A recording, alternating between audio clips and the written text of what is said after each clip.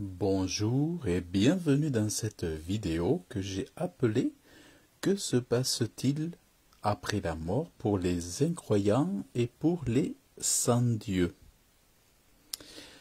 Il y a quelque temps, il n'y a pas très longtemps, j'avais fait une vidéo qui s'appelait Qui est Lucifer en fait, et j'expliquais que ce Lucifer était un chérubin qui avait été chassé du ciel alors qu'il était dans la plus haute dignité, la plus haute sphère hiérarchie des anges, des chérubins. Il était très élevé, très sage, très beau et tout un tas d'attributs. Sauf qu'il a voulu se comparer à Dieu, se faire plus que Dieu. Il s'est élevé dans sa beauté, dans son intelligence et par son orgueil. Et il a été chassé du ciel par Dieu. Et dès lors, Dieu a, on apprend dans la parole de Dieu que Dieu a créé pour lui l'enfer, la géhenne de feu, pour qu'il y passe l'éternité, lui, ainsi que les anges qui l'ont suivi dans sa rébellion, pour aller dans cet enfer avec ses anges déchus et avec les démons. Et en fait, ensuite nous apprenons, dans la parole de Dieu toujours, que c'est également le sort qui est réservé à ceux qui vont passer l'éternité loin de Dieu parce qu'ils auront refusé de se laisser convaincre de l'amour de Dieu à leur intention. Voyez, le plus gros des péchés, c'est de rejeter Dieu, un Dieu d'amour qui tend la main, et de persister dans sa colère, dans sa vengeance contre Dieu. C'est de persévérer. La plus terrible des choses, c'est de rester loin de Dieu et de l'accuser de tous les maux, alors que c'est lui qui donne le souffle de vie, c'est lui qui donne la respiration, c'est lui qui donne la pluie, c'est lui qui donne le soleil. Et c'est la plus grosse culpabilité de l'homme, c'est de se tenir éloigné de Dieu et de le mépriser dans son cœur. Et je voudrais vous montrer, parce que c'est vrai que ce que je vais vous partager n'est pas facile, mais pourtant c'est quand même important de le comprendre, parce que si on ne le dit pas, on croira toujours que Dieu sera pour nous un Dieu d'amour après notre mort, même si nous l'avons rejeté, peut-être qu'il nous épargnera. Mais il faut comprendre que si on rejette ce Dieu d'amour pendant notre vie, eh bien, lui aussi nous rejettera. Parce qu'il faut savoir, c'est vrai que Dieu est par-dessus tout amour, miséricorde et bonté, mais il est aussi un Dieu de justice, un Dieu de jugement, de justice, et aussi un Dieu de vengeance, c'est-à-dire qu'il ne laisse pas le coupable impuni, il ne laisse pas le péché impuni. Ça, c'est vraiment très très important de le comprendre. Alors, je vais vous lire un petit passage. Je vais vous lire un petit passage ici. Alors, il y a énormément de versets dans la Bible qui traitent de ce sujet. Mais il est dit, on voit dans la parole de Dieu la joie qui attend, qui est le résultat de ceux qui aiment Dieu. Il y a une joie, une paix débordante pour ceux qui aiment Dieu. Et en contrepartie, plus le temps passe pour ceux qui sont loin de Dieu, plus il y a une rareté de la joie, plus il y a une rareté de paix, plus il y a une rareté de douceur, de bonté. Les gens deviennent colériques, ils deviennent irritables, ils finissent dans le trouble, dans la crainte, dans la peur du lendemain. Chose contraire à ceux qui sont dans la présence de Dieu. Et il faut savoir que dans l'éternité, c'est pareil, c'est-à-dire que dès lors, pour ceux qui sont loin de Dieu, ils commencent déjà petit à petit à connaître un peu le goût de l'enfer. avec, avec le compromis, avec le péché, en se tenant loin de Dieu, les gens ont déjà ce goût de l'enfer, même s'ils ne s'en rendent pas compte, ils goûtent déjà le goût de la mort sur cette terre. C'est spirituel, mais les gens sont déjà en alliance avec la mort. Ils ont déjà cette alliance avec la marque de la bête, comme j'en parlais dans ma vidéo, quelle est vraiment quelle est vraiment cette marque de la bête. Vous pouvez aller la voir, vous allez découvrir, vraiment c'est intéressant. Et les gens ont déjà une alliance avec la mort, ce qui éloigne Dieu de leur cœur, qui ne veulent pas s'ouvrir à lui. Ils ont des alliances qui sont spirituelles, des alliances coupables avec la mort et avec l'enfer. Alors que ceux qui ont déjà accepté l'amour de Dieu, accepté le don gratuit de la vie éternelle, qui ont accepté les gratuités de Dieu, eh bien cela commence déjà à goûter le paradis sur terre, en eux, au-dedans d'eux, et ils goûtent déjà la paix, la joie surnaturelle que Dieu donne. Et je vais vous montrer ce qu'il est dit. Donc, d'un côté, que les peuples te célèbrent, Dieu, que tous les peuples te célèbrent, que les peuplades se réjouissent et chantent de joie. Voyez, c'est ce que l'on comprend, c'est qu'en la présence de Dieu, on se réjouit, on chante de joie, car tu jugeras les peuples avec droiture. Dieu, c'est un Dieu qui juge, et d'ailleurs, il faut comprendre que Dieu a donné le jugement et le trône à Jésus-Christ, son Fils, qui est ressuscité. Ce Jésus qui a été crucifié, qui est ressuscité, qui est sorti du tombeau, qui a été vu par plus de 500 personnes. Et ces gens ont témoigné, ces gens sont partis en mission pour raconter ce Fils de Dieu, mort, ressuscité, étant le Messie, le Sauveur du monde. Et le jugement va se faire par le Fils de Dieu. C'est lui qui va juger chaque homme, tout homme. Personne n'échappera au trône de Dieu. Personne n'échappera au jugement de Jésus-Christ. Et donc on voit que Dieu jugera les peuples avec droiture par Jésus-Christ, et tu conduiras les peuplades sur terre. Que les peuples te célèbrent, Dieu, que tous les peuples te célèbrent. La terre donnera son fruit. Dieu, notre Dieu, nous bénira. Dieu nous bénira, et tous les bouts de la terre le craindront. Viendra un temps où les gens comprendront la crainte de Dieu. Alors, que Dieu se lève et que ses ennemis soient dispersés, que ceux qui le haïssent s'enfuient devant lui. Comme la fumée est dissipée, tu les dissiperas, comme la cire se fond devant le feu, les méchants périront devant Dieu. Mais les justes se réjouiront, ils exulteront en la présence de Dieu, et chanteront et s'égaieront avec joie.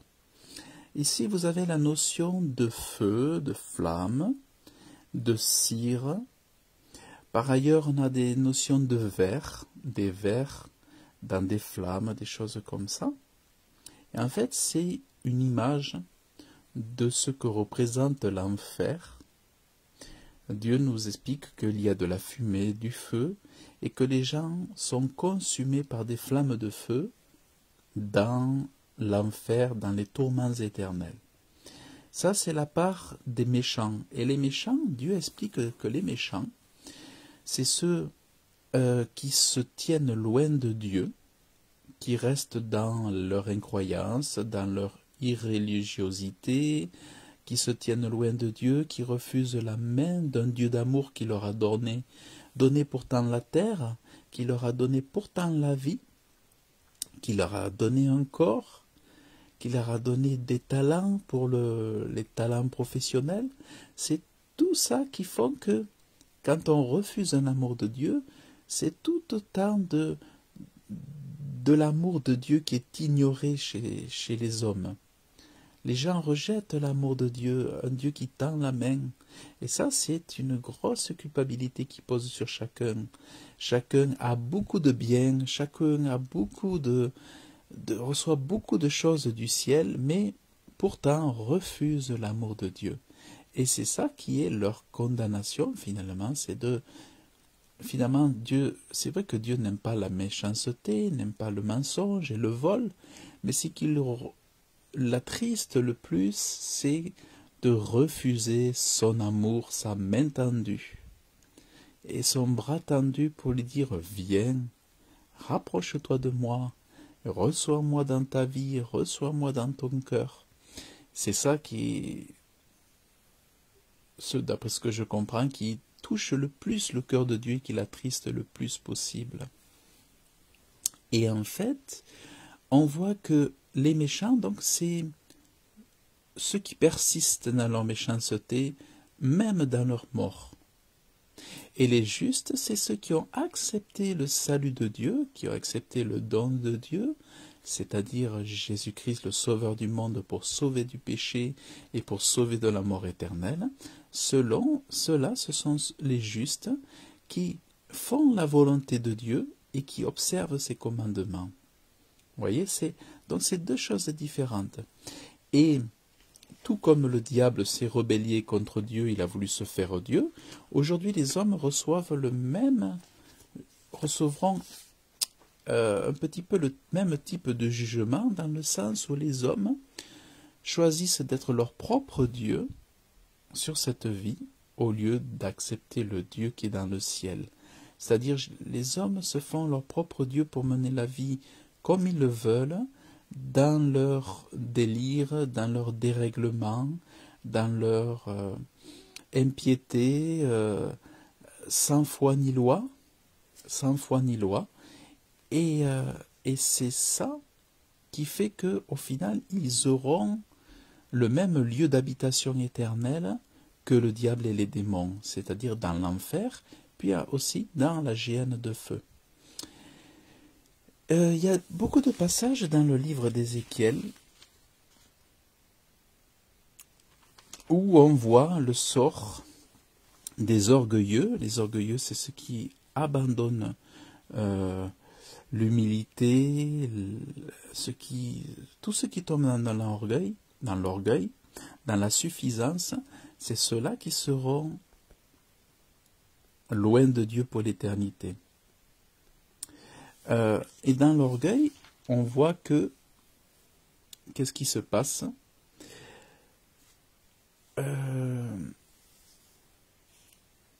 Voilà ce que dit Dieu, je l'ai souligné en jaune,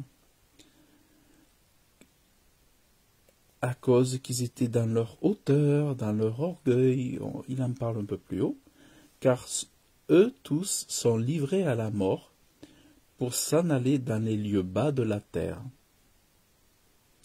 au milieu des fils des hommes, vers ceux qui descendent dans la fosse. Donc sachez que dans la création de Dieu, il y a des lieux bas de la terre, et que sous nos pieds, nous avons ce que l'on appelle la fosse, ou le Sheol, ou l'enfer. Vers ceux qui descendent dans la fosse, ainsi dit le Seigneur l'Éternel, au jour de sa descente au Sheol. Voyez. Donc il y a beaucoup de détails en fait dans la parole de Dieu. Il y a tout. Du bruit de sa chute, je fis trembler les nations quand je le fis descendre dans le Sheol avec ceux qui descendent dans la fosse. Là, il est parlé, si vous voulez, de façon un peu imagée, du diable, comment du ciel Dieu l'a fait tomber dans le Sheol, sous terre. Et c'est vrai que moi, le jour où j'ai découvert que l'enfer était sur terre, ça m'avait choqué de me dire que l'enfer était quelques kilomètres sous nos pieds, sous terre. Et pourtant, c'est là, vous voyez, ce n'est pas dans une troisième dimension, c'est tout simplement dans ce monde sous terre et en plus, c'est vrai que quand on va sous terre, qu'on se rapproche du noyau terrestre, il y a énormément de chaleur, on sait qu'il y a la chaleur, on sait qu'il y a des flammes de feu, Et c'est vrai que ça correspond vraiment, finalement, à cet endroit de feu et de flamme. C'est quand même incroyable la création de Dieu. Et ceux-là aussi sont descendus avec lui dans le Sheol. Vous voyez, on peut imaginer comme un ascenseur où ça descend, et sous terre, il y a des étages, et on descend dans le Sheol. Vous voyez. Et quand Jésus, après avoir ressuscité, il est apparu à beaucoup de ses disciples, à beaucoup de personnes, à plus de 500 personnes. Et ce qui s'est passé, Jésus, quand il a quitté cette terre, il était toujours vivant, hein, si bien qu'il n'est jamais mort maintenant, il ne peut jamais mourir. Eh bien, Jésus a été élevé comme un ascenseur dans le ciel. C'est-à-dire, c'est tout le contraire. Jésus est monté sur les nuées, il a disparu vers le haut. Et pour ceux qui descendent en enfer, ils descendent comme d'un ascenseur vers le bas. Et moi, il y avait un enseignement qui m'avait beaucoup touché des anciens prédicateurs d'autrefois qui expliquaient que l'enfer est sous terre.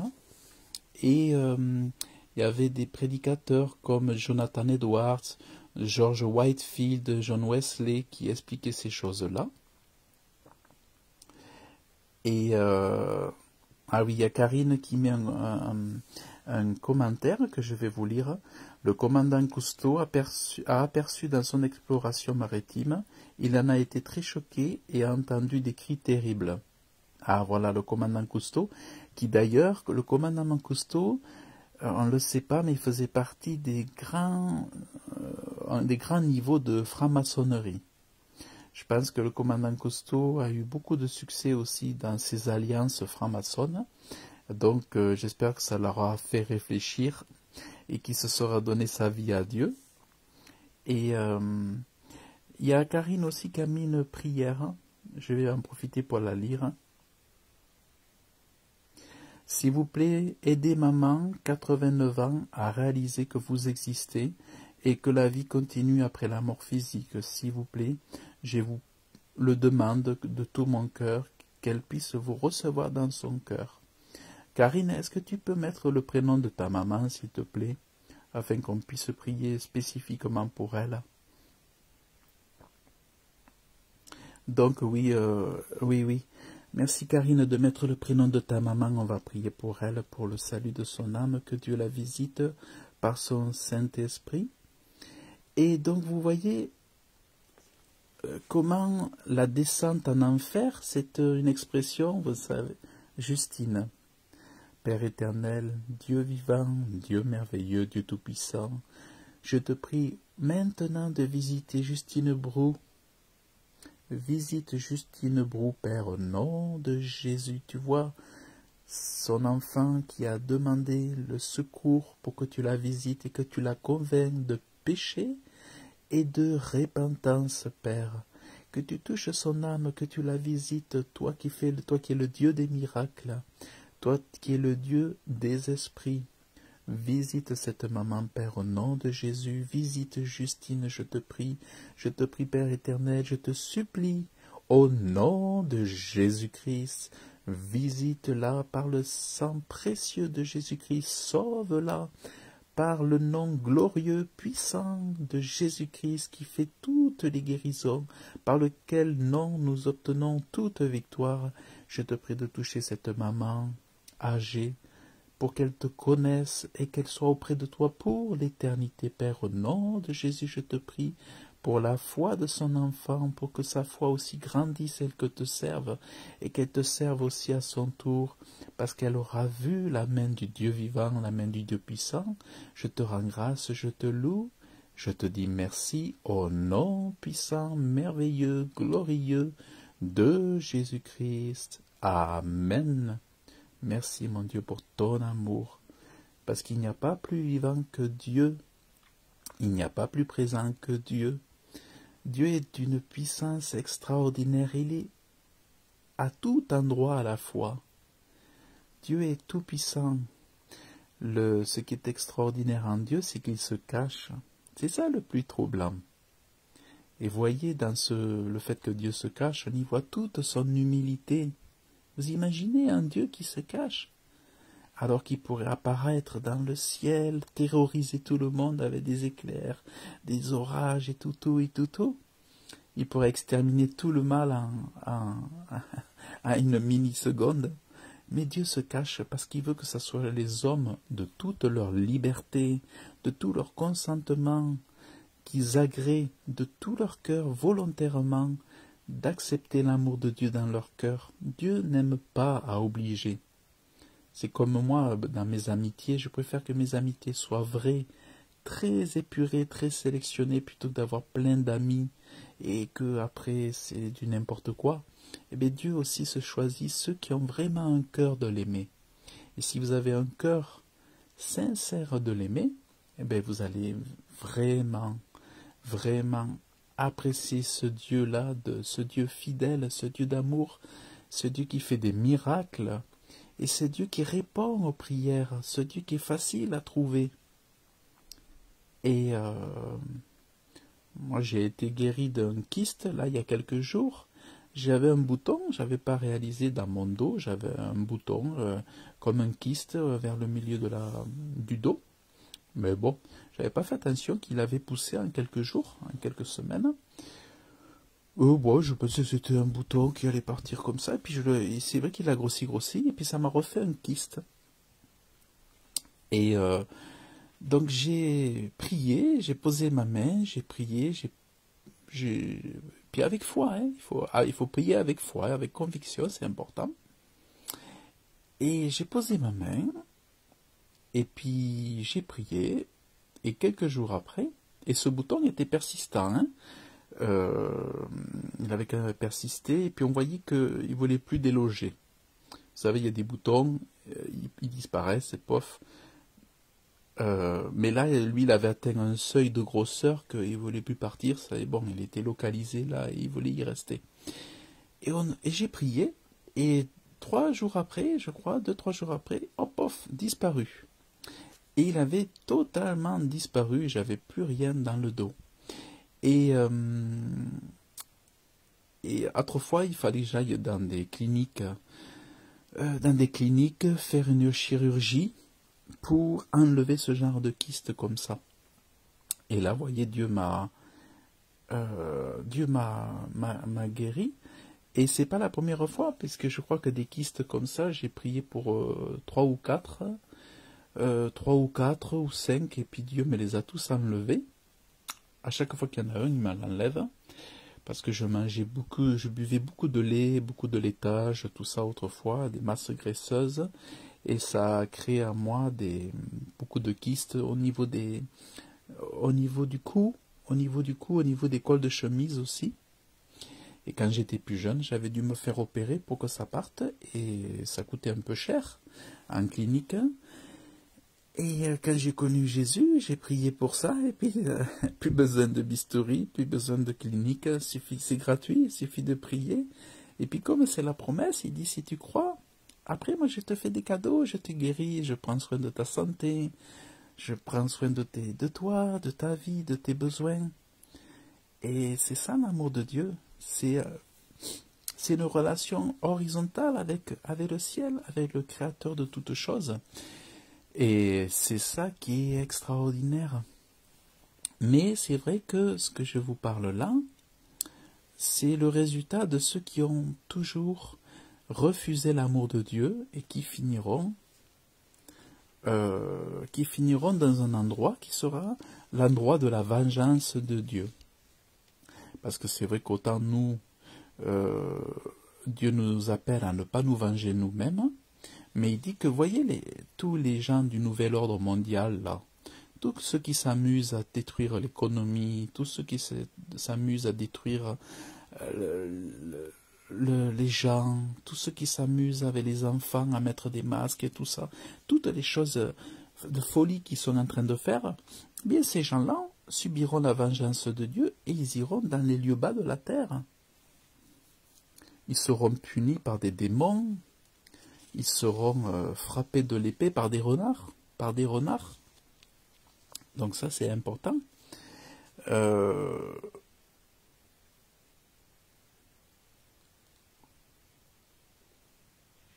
À qui est semblable ainsi en gloire et en grandeur parmi les arbres d'Éden.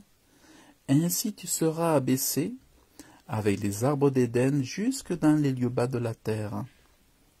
Tu seras couché au milieu des incirconcis avec ceux qui ont été tués par l'épée. Voilà. Les tués par l'épée, ce sont les démons aussi qui tourmentent dans l'éternité, surtout dans l'enfer. Alors voilà. Et là, il est parlé des anges déchus, des arbres en Éden. Donc il y avait en Éden le plus bel arbre. Enfin là, c'était bon, il y avait la place de Lucifer autrefois, et puis tous les anges déchus qui ont été rejetés du ciel. Et donc c'est ça que je voulais vous partager. Et oui, parce que dans le jardin d'Éden, aucun arbre dans le jardin d'Éden ne lui était semblable en beauté. Et voilà, c'est ce Lucifer. Et il était, ce Lucifer, il était la forme accomplie de la perfection, plein de sagesse, parfait en beauté, avec des pierres précieuses, et il était un chérubin oint qui protégeait. Et c'est Dieu qui l'avait établi. Voyez, c'est Dieu qui l'avait établi. Et donc voilà le sort de ceux qui adorent Satan, qui adorent le diable Lucifer. Eh bien, ils auront la même sort que lui. Croyez pas que ces gens vont échapper à la vengeance de Dieu. C'est Jésus dans son trône qui va les juger, les condamner au siècle des siècles, à la perdition. Dans la petite histoire, dans le petit déroulement, c'est-à-dire les gens sont au départ jetés dans l'enfer, après ils sont sortis de l'enfer pour passer devant le trône pour être jugés, et après quand ils sont jugés coupables, ils sont jetés dans la géhenne de feu, et cette fois-ci, c'est le dernier lieu de condamnation pour les siècles et les siècles. La géhenne de feu, c'est vraiment le tout dernier lieu de condamnation. Après, il n'y a plus rien derrière, et ils n'en sortiront plus jamais, plus jamais, plus jamais. L'enfer n'est pas le dernier lieu de tourment, c'est la géhenne de feu. Mais tout ça, c'est aussi sous la terre. Enfin, du moins, l'enfer, je sais que c'est sous la terre. La géhenne de feu, peut-être, ça sera dans un lieu, je ne sais pas trop pour la géhenne, parce que là, ça sera peut-être un lieu comme ça sera dans l'éternité, ça ne sera pas un lieu, ça sera certainement pas le même lieu que l'enfer. Voilà, en tout cas, c'est ce que je voulais vous partager. Alors, ces choses sont dures, hein, mais c'est vrai que c'est important parce que pour être équilibré, vous savez, il faut que la parole de Dieu, il faut qu'on enseigne tous les aspects. Il faut que les gens connaissent aussi que il y a une justice divine, il y a un jugement divin. Dieu met beaucoup en avant le juste jugement. Vous savez, ici, on voit beaucoup de pédophiles qui sont acquittés, on voit des meurtriers, des politiques qui sont acquittés, on voit des big pharma, des grands laboratoires pharmaceutiques qui sont acquittés, alors qu'à cause d'eux, il y a des milliers, des millions de gens qui meurent, et il y a l'impunité, vous voyez, on voit énormément d'impunité sur Terre, il n'y a quasiment que de ça. C'est rare lorsqu'il y a de la vraie justice, mais avec Dieu, c'est pas du tout ça. Avec Dieu, ça sera parfait, la justice, ça sera parfaite. Et tous ceux qui prônent le nouvel ordre mondial, les Global Goals, les Schwab, les Bill Gates, tous les faiseurs de vaccins, tous les pseudo-philanthropes sauveurs du monde qui sont des criminels, qui sont des eugénistes, tout ça, ils seront livrés à la mort dans les lieux bas de la terre. Et tous ceux qui trompent le monde, tous ceux qui complotent contre l'humanité, tous ceux qui complotent contre les œuvres du Créateur, tous les destructeurs, toutes les grandes industries chimiques qui empoisonnent, vous serez vengés. Parce que Dieu se venge, vous voyez? C'est lui qui va nous venger. Et il n'y en a pas un seul Même le plus petit, même celui qui fait 1,50 m, il n'y en a pas un seul qui va échapper. Même s'il y avait des nains là-bas, il n'y en a pas un seul qui va échapper de la justice de Dieu. Il n'y en a pas un seul qui saura se cacher.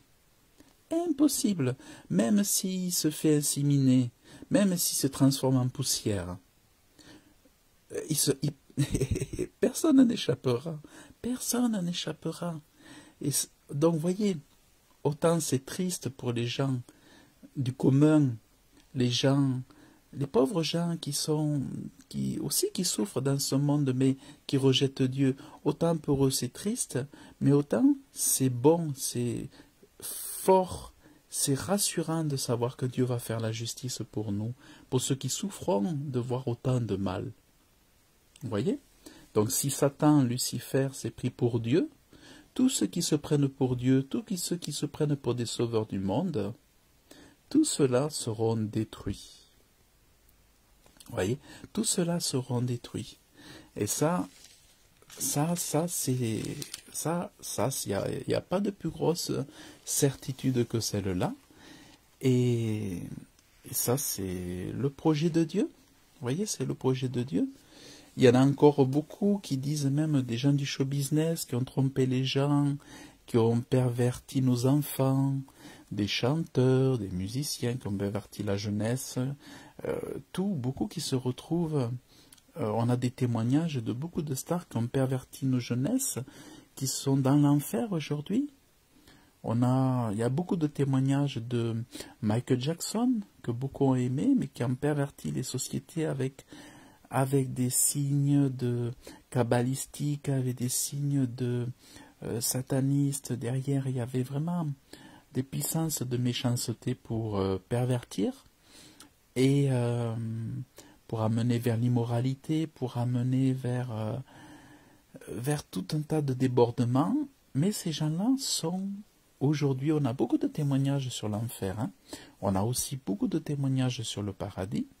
Mais on a des noms de gens qu'on sait qui sont en enfer. Et puis après, il suffit de regarder tous ceux qui font des pactes avec le diable. Là, il ne faut pas se poser de questions s'ils ne se sont pas repentis.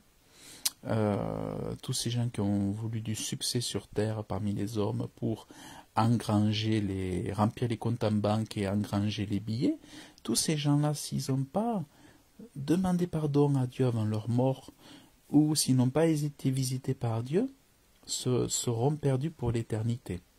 Donc, il ne faut pas prendre le risque d'attendre le dernier moment. C'est pour ça que nous, on invite, moi j'invite les gens à ne pas attendre, à le faire aujourd'hui. Comme je dis, aujourd'hui, si tu entends l'évangile, eh bien, aujourd'hui, fais-le, donne-toi à Dieu, ouvre ton cœur à Jésus-Christ, reçois-le dans ton cœur, et puis tu prends pas de risque. Parce que le risque, c'est quoi? C'est que le risque, c'est que tu peux te dire, moi je me disais, je suis tranquille parce que je sais que Dieu ne peut pas mentir. Moi, ça a été mon truc, ça. Je me suis dit, mais Dieu ne peut pas mentir. C'est vrai que les hommes, eux, ils peuvent mentir. Et puis même s'il y a du mensonge dans la religion, je demanderai à Dieu de me protéger du mensonge, même là aussi, parce qu'il y a du faux partout qui se glisse. Mais j'avais dit, mais Dieu, lui, je suis sûr qu'il ne peut pas mentir. Comment un Dieu d'amour qui a créé le beau ciel, qui a créé ces beaux animaux, qui a créé toutes ces belles choses, tous les humains, tout. Je dis, mais ce Dieu ne peut pas mentir. Et sur cette base-là, je dis, moi, je ne prends pas de risque. Dans la mesure où Dieu ne peut pas mentir, moi j'ai confiance en ce qu'il dit. Et donc du coup, c'est de là que je me suis mis à lui faire confiance. Et surtout, pour savoir la vérité, je me suis mis à lire de moi-même et je n'ai pas attendu que les autres lisent pour moi à ma place. La meilleure façon, c'est d'aller soi-même se nourrir à la source et de voir qu'est-ce qu'il est écrit. Et à partir de là, vous êtes au plus proche de la vérité. C'est pour ça que les gens qui mettent de côté leur bon sens, qui mettent de côté leur cerveau, ils ont toutes les peines du monde parce qu'ils sont ballottés à droite et à gauche et ils sont perdus. Ils ne savent pas distinguer le vrai du faux, le vil du pur. Ils sont perdus. Mais pour ceux qui aiment, le bon sens, la vérité, l'intelligence, la prudence, eh bien ceux-là finiront toujours par faire confiance en Dieu. Et ceux-là, par la connaissance, échapperont aux tourments éternels, aux peines éternelles et à l'enfer qui n'est destiné qu'aux méchants, qu'aux irreligieux, qu'aux mauvais gens, qu'aux pervers. Vous comprenez? Voilà. Donc, moi j'ai dit adieu à la méchanceté, je ne veux pas de méchanceté dans ma vie, j'ai horreur de ça, j'aime pas les disputes de mots, j'aime pas les trucs, les énervements, les emportements, les colères, j'aime pas tout ça. Ça, je m'en écarte, je les fuis comme la peste. Et si quelque chose vient à moi, je prie Dieu de me donner la force, le courage d'affronter toutes les choses de la vie, et il me délivre de tout. Il me délivre de tout. Car c'est un Dieu d'alliance, c'est un Dieu fidèle, un Dieu d'amour. Voilà donc ce que je voulais vous partager. Et voilà ce que je voulais vous partager. C'est vraiment très très important pour être le plus complet possible, ne pas censurer la vérité. Et il y a Jésus. Alors je vais vous lire, je vais vous montrer un passage. Je vais vous montrer un passage. Alors, il y a il y a un passage de la Bible.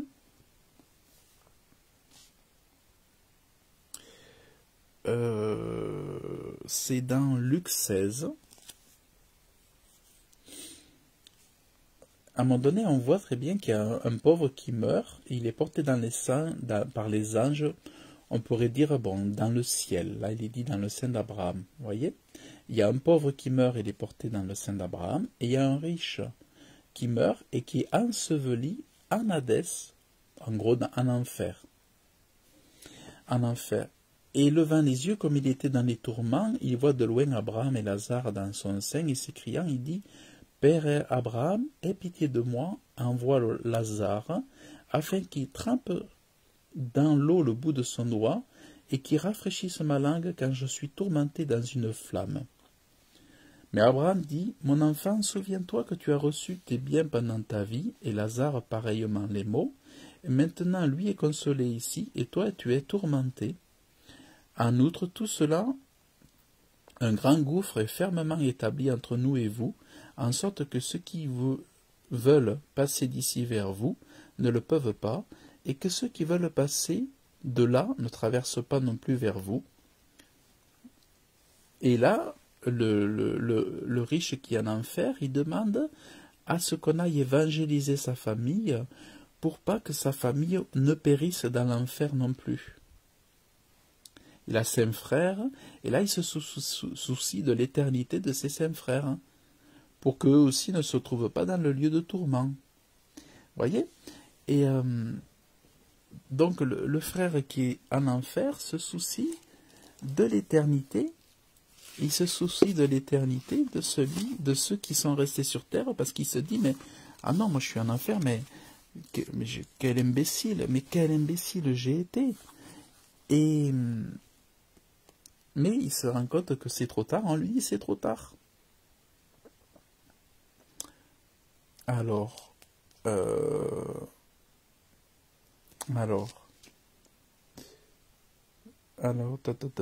je lis dans une autre version, parce que dans une autre version, ah voilà, vous voyez ici on voit bien en enfer. Là je suis dans une autre version de Bible. Le riche mourut aussi, il fut enseveli, et étant en enfer dans les tourments, il leva les yeux et vit de loin Abraham et Lazare dans son sein. Voilà. Et il explique qu'il est tourmenté dans une flamme de feu. Voilà. Donc ça, vous voyez, j'ai plusieurs Bibles, c'est fait exprès, c'est parce que elles se complètent, ça permet d'avoir de plus ample information. C'est en fait un peu comme avoir plusieurs témoignages possibles, et ça confirme les choses. Et, euh, et en plus, j'en ai encore d'autres que je ne vous montre pas là, mais souvent quand je fais des études, j'ai 3, 4 Bibles. Et ça, c'est vraiment très important. Donc voilà ce que je vous partage. Donc c'est une réalité. Et puis sachez que ces paroles que je vous lis de Luc 16, c'est Jésus, le Fils de Dieu, qui était Dieu sur terre, qui était totalement homme et qui était totalement Dieu. C'est Jésus qui a raconté cette histoire, cette parabole de l'homme riche et de l'homme pauvre, pour faire comprendre aux hommes que cette histoire d'enfer, ce n'est pas une rigolade, ce n'est pas une fable. C'est vraiment un lieu de vengeance que Dieu a mis en réserve pour tous ceux qui gardent Dieu loin de chez eux, loin de leur cœur, loin de leur vie, et qui se font eux-mêmes leur propre Dieu, leur propre humaniste, vous comprenez? Parce que sans Dieu, loin de Dieu, un homme est toujours mauvais. Un homme est toujours méchant, il va finir toujours par se mettre en colère, il va faire du bien à l'un, mais il va mépriser l'autre. Sans Dieu, on devient toujours comme un animal, parce que loin de Dieu, le cœur de l'homme reste toujours mauvais. C'est uniquement par les dons, les grâces qui descendent du ciel que les cœurs peuvent être changés, transformés. Et tant que l'homme restera son propre Dieu, tant qu'il cherchera à se justifier par ses propres efforts, il sera toujours dans une impasse. Il se mentira lui-même, certes. Certes, il peut changer un peu sa vie, changer un peu la vie des autres, parce que c'est vrai que c'est donné à tout homme de faire des choix, de maîtriser son esprit, de réorienter, de réajuster ses valeurs, ses actions, mais au fond, son cœur toujours restera mauvais tant qu'il n'aura pas choisi de laisser entrer Dieu en lui pour que le royaume de Dieu opère la transformation au-dedans de lui. Tant que c'est l'homme qui opère, ce n'est juste que relatif, ce n'est juste que superficiel. Alors que quand vous dites oui à l'auteur de la lumière, quand vous dites oui à l'auteur de l'amour, quand vous dites oui à l'auteur de la vie, eh bien lui vous transforme tout l'intérieur. C'est extraordinaire. Et c'est ce qu'on appelle la nouvelle naissance. C'est le miracle, un des miracles que Dieu opère dans ceux qui lui ouvrent leur cœur. Alors tu vois, si toi tu veux donner ton cœur à Jésus, après ce que tu as entendu, ou donner ton cœur à Dieu, eh bien tu fermes les yeux et tu réponds et tu dis après moi: Père éternel, Dieu tout-puissant, j'ai entendu le message et je te remercie. Aussi je comprends et je sais que je suis pécheur, je reconnais que je suis pécheur et je te demande pardon. Je te prie de me pardonner. Aussi je crois que Jésus est venu sur la terre. Aussi je crois qu'il est mort et ressuscité pour mes péchés. Aussi je crois il s'est assis à la droite de Dieu, à ta droite, pour ma justification. Aussi je crois que par son sang je suis lavé, purifié, sauvé et pardonné. Aussi je te prie de me donner ton Saint-Esprit. Je te prie de me donner ton Saint-Esprit qu'il me conduise chaque jour de ma vie. Aussi je te prie de me préserver des mensonges religieux. Je te prie de me protéger, de me guider. Et je te dis que je ferai vraiment ce que tu m'enseignes. Aide-moi à faire ce que tu demandes au nom de Jésus. Aujourd'hui, je suis désormais enfant de Dieu. Aujourd'hui, avec cette prière, mon Dieu, je te reçois comme mon Père. Je suis adopté par toi aujourd'hui. je reçois mon adoption aujourd'hui avec cette prière. Tu m'adoptes, je suis ton enfant et je te remercie. Merci pour mon salut. Merci de ce que je deviens aujourd'hui un enfant de Dieu. Je deviens aujourd'hui un enfant de lumière, une fille, un fils de lumière. Je te remercie, Père. Je t'ai prié dans le nom de Jésus. Amen. Merci mon Dieu, merci mon Dieu, merci mon Dieu, merci mon Dieu. Amen. Et tu vois, si tu as fait cette prière, ou si un de tes proches fait cette prière, eh bien, tu connais le salut de Dieu et tu es bien heureux. Tu es bien heureux. Tu as reçu une grâce excellente, extraordinaire. Et je dirais que c'est le plus beau jour de ta vie si tu as fait cette prière. C'est le plus beau jour de ta vie. Le plus beau jour de ta vie. Comme moi, j'ai fait ça, quand j'ai fait ça, c'était le plus beau jour de ma vie. Et combien je regrettais de ne pas l'avoir fait des années avant. Combien je regrettais de ne pas l'avoir fait 15 années avant. Que de temps perdu, que de temps avoir attendu pour être ballotté dans les mensonges, les demi-vérités jusque-là. Mais tu vois, tu connais la vérité parce que c'est Jésus le chemin, la vérité, la vie. Il est la vérité. Donc, vraiment, félicitations, bravo si tu as accepté ce message. Et si tu aimes ce message, eh bien, tu peux le partager autour de toi. Et puis permettre que ce message touche d'autres cœurs. Et vraiment, parce que nous voulons que les hommes soient sauvés. Les hommes n'ont pas été faits pour aller en enfer. Les hommes ont été faits pour être sauvés et passer leur éternité à chanter, à danser, à aimer, à rire, à faire toutes les choses dans la présence de Dieu. Donc vraiment, que Dieu vous bénisse abondamment. Merci à Karine. Merci beaucoup Karine Laurent pour ta présence, pour ton attention. Que Dieu vous bénisse abondamment dans le nom de Jésus. Et puis, merci à tous pour votre présence.